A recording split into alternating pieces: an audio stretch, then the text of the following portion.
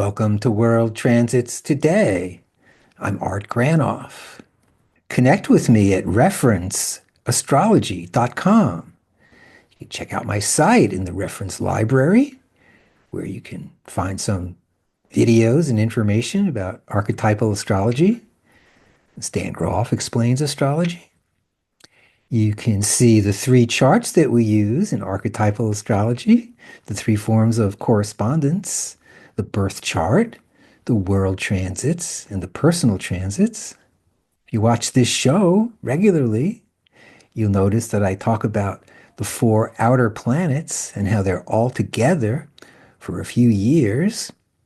We notice right here we have the planet Uranus in a trine, 120-degree angle with Pluto. That lasts about 10 years. And you notice we have the planet Saturn and the planet Neptune right next to each other in a conjunction. That lasts through 2027. Now, you notice they're all together, all set up. Four planets, one trine, two sextiles. Uranus and Pluto. Uranus is about awakening, breakthroughs, and innovation, rebellion, liberation, and change.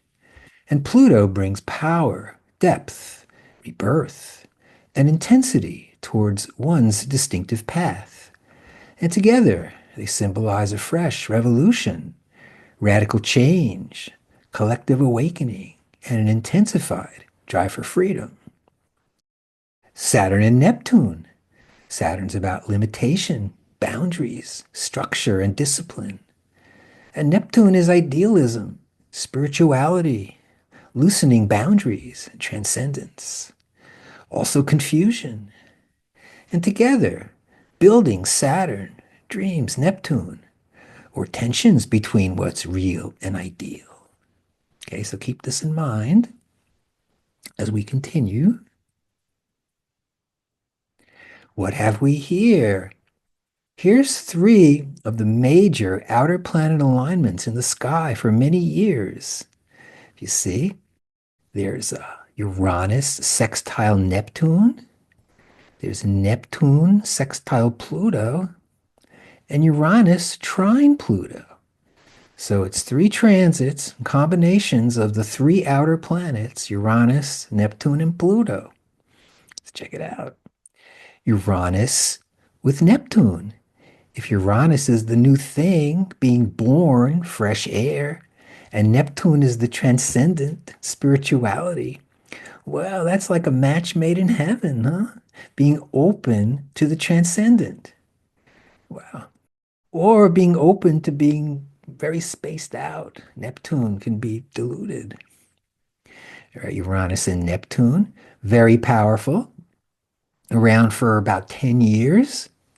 We have Uranus trine Pluto. Here we go. Uranus, Pluto. Uranus is awakening and innovation, and Pluto is about power and rebirth. Together, they symbolize a fresh revolution, an intensified drive for freedom. So Uranus trine Pluto here for 10 years, 2022 to 2032, very powerful. Uranus and Pluto. And then we look at the planet Neptune in a sextile with the planet Pluto.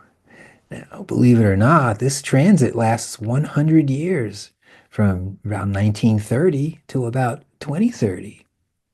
And simply put, if Neptune is about spirituality, transcendence, and Pluto is about transformation, well, one could say at its best, Neptune-Pluto would be your spiritual quest towards transformation. I'm going with that, okay? So here's the three of these big outer planet transits. Now, these three planets are somewhat challenging to talk about in plain English because they reference a deep state of mind. They reference the state of mind found in psychedelics, where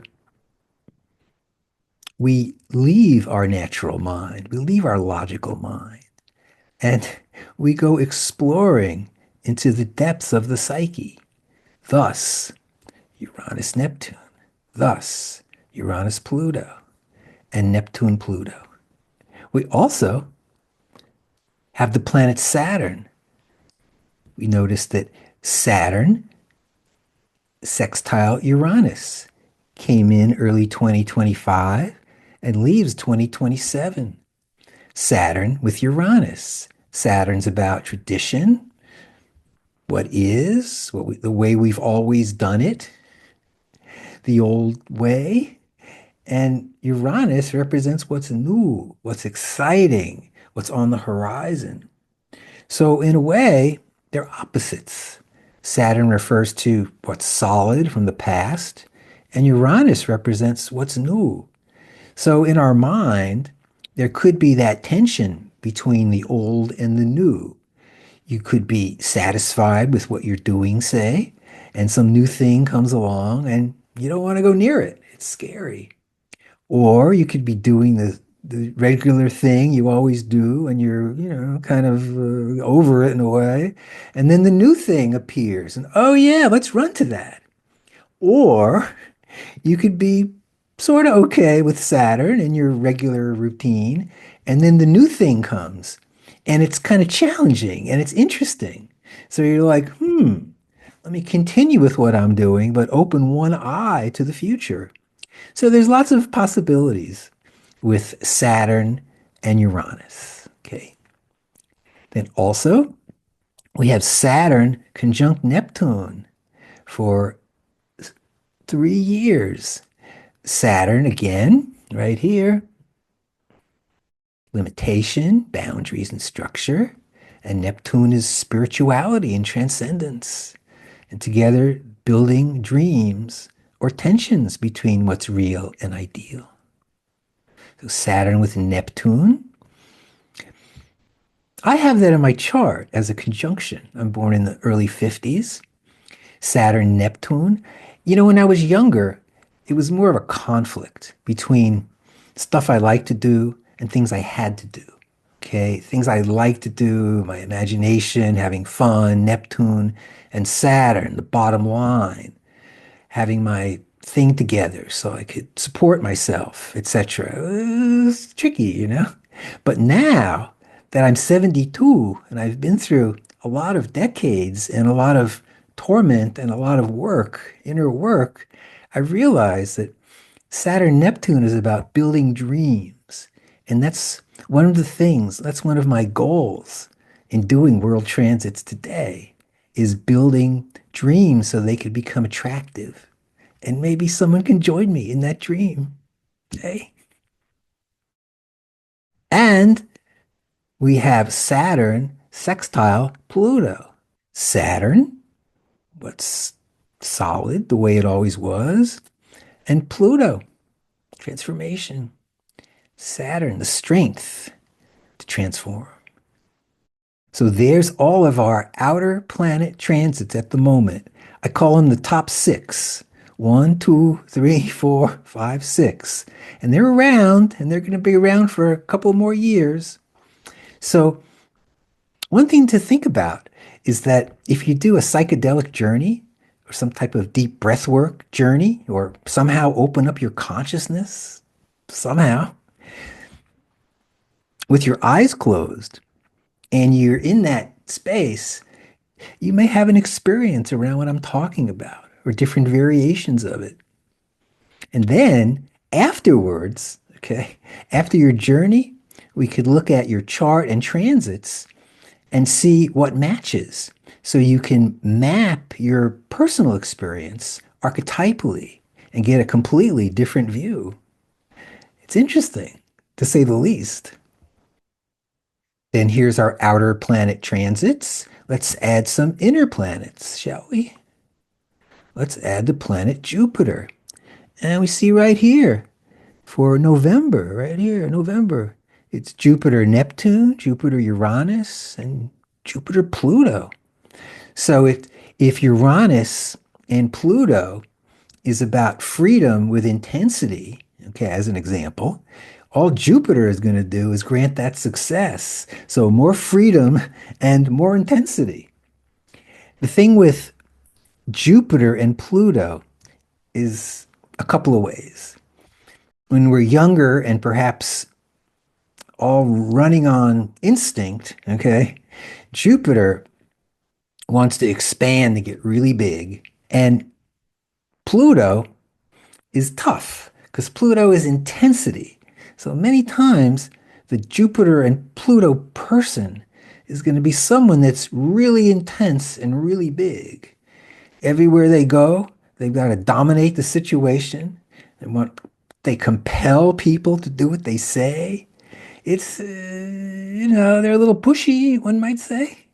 Or as we age, so to say, and as we do some inner work perhaps and get more acquainted with this stuff, we start to see that perhaps the Jupiter and Pluto person could be expanded towards their transformation, can lead the way with success and good fortune towards their transformation, and everybody else's at the same time.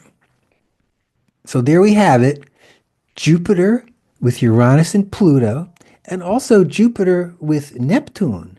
Neptune, spirituality, flow, and Jupiter, expansion and good fortune. That's pretty good. There's our Jupiter with the outer planets. There's the planet Mars with Uranus, Neptune, and Pluto.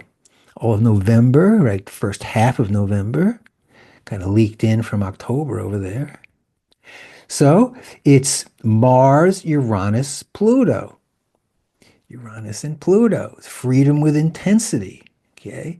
So Mars, Uranus is be motivation towards the new thing. What's new? Or Mars, Uranus can be way spaced out. Uranus in the shadow can become unmoored or aloof. No one knows what you're talking about. You're way out. And Mars, Pluto. A couple of ways to look at Mars Pluto. One way is the courage, Mars, rah, strength and courage towards your transformation. That would be the initiated view. The more instinctive view, which seems to be prevalent in the world today, would be Mars Pluto, would be unbridled rage. It would be just kill everybody, kill them all. And the poster boy for Mars, Pluto in the world today would be Benjamin Netanyahu, who, well, you watch the news, you can check Mars, Pluto in action. So there's Mars, and also Mars, Neptune, moving towards wholeness, which we like a lot, or moving towards delusion. Mars, Neptune, take your pick. Okay, we have the planet Mercury right there for November 2025. And we see that Mercury as well is on the three outer planets. We got Mercury with Uranus that came in mid-October through mid-December, 2-month transit. Mercury, the mind, Uranus, the new thing, the aha moment when we get it, when, oh yeah, wow. Okay. Mercury, Neptune, alrighty. Neptune's our imagination, spirituality. So Mercury, Neptune would be a vivid imagination, uh, being me wanting to learn things with your intellect, like music or art or poetry. Mercury, Neptune. Mercury in the spiritual realm, the imaginative realm. And then Mercury, Pluto. Hey, for 2 months, Mercury, our mind, intellect, communication with Pluto, underground, underworld. When you look for minerals and you look for gold and you look for stuff that's really important, what you can use, you got to go downtown, underneath the surface, just like any kind of spiritual work. You've got to go under the surface where that stuff lives. So Mercury Pluto usually refers to digging under the surface, to mining for gold, for minerals, for rare earths, or perhaps mining for consciousness. Take your pick. Mercury, Pluto. Okay, there's Mercury with the outer planets. Here comes the sun right there, November. Let's open it up a little bit. Whoops. Let's see. There we go. So for November, we notice towards the second half of the month with Sun with Mercury around the 15th. Mercury, the mind, Sun, identity, would be believing your thoughts, for going for it, for this is what I think. Here I am. On the shadow of that, Sun with Mercury can be too much talking, too much mind, too much communication, overdoing it. Yap, yap, yap, yap, yap. Okay. Like I'm doing. We have Sun with Uranus. Reach for the sun. Uranus being fresh air, open the window, illumination, what's new, which is exciting. Sun Uranus in from the 11th till the end of the month, about 3 weeks. It's good fortune. Or Uranus can be spaced out, so you could be really spaced out and no one knows what you're talking about or doing. We have the Sun with Neptune. Ah, identifying with imagination, identifying with spirituality. It's a good idea, right? Or Neptune can be confusing or delusion, so you could be identifying with delusion. It's a fine line, right? Then we have the Sun with Pluto, a powerful pair, identity, Sun, and Pluto, transformation. I identify with power. Okay. Sun, Pluto. Identify with power. That's either power that's taken over your life and is ordering you around like a you're like a puppet of power, telling you what to do all the time, right? Or Sun Pluto can be after doing inner work, after spending time doing inner work, you get to create some pressure in there. And then maybe your true voice, your who you are can come out and pop out, right? Sun Pluto, you can be who you are. You can be as outrageous as you want to be. Try it, see what happens. So there's an example of the four outer planets with the four inner planets. We have the full moon, November 5th. The sun opposite the moon. At what time? At 4:55 a.m. And then we have the new moon on, let's see, new moon on the 19th at 10:55 p.m. And look at this new moon. This month, there's the sun and the moon, okay? And the sun and the moon is with Mercury, Venus, Jupiter, Saturn, Uranus, Neptune, and Pluto. Whew. Looks pretty good to me. We have election day coming up on the 4th. And here is Zoran Mamdani. I finally said it right. Whew. There he is. Nice young guy, wants to be the mayor of New York City. He's leading double digits in the polls right now. And he represents the new face where we're going, I do believe. Check out his chart. He's born 1991. Whoa. In the middle of the Uranus and Neptune conjunction, which lasted from 1985 till about 2001. Uranus being the new thing and Neptune being transcendent. Uranus, Neptune. Easy access to the transcendent. And if you notice, he's got that easy access to the transcendent on Venus with love and Jupiter expanding that. And there's his smile. He looks like it, doesn't he? He's got that Jupiter Venus smile. Okay, right there. And something really exciting about Mamdani's chart, I'm going to show now. is that you notice he's got the sun on Saturn, sun square Saturn, and he's got the sun square Neptune. So he's got Sun, Saturn, Neptune. Now, if we go back and look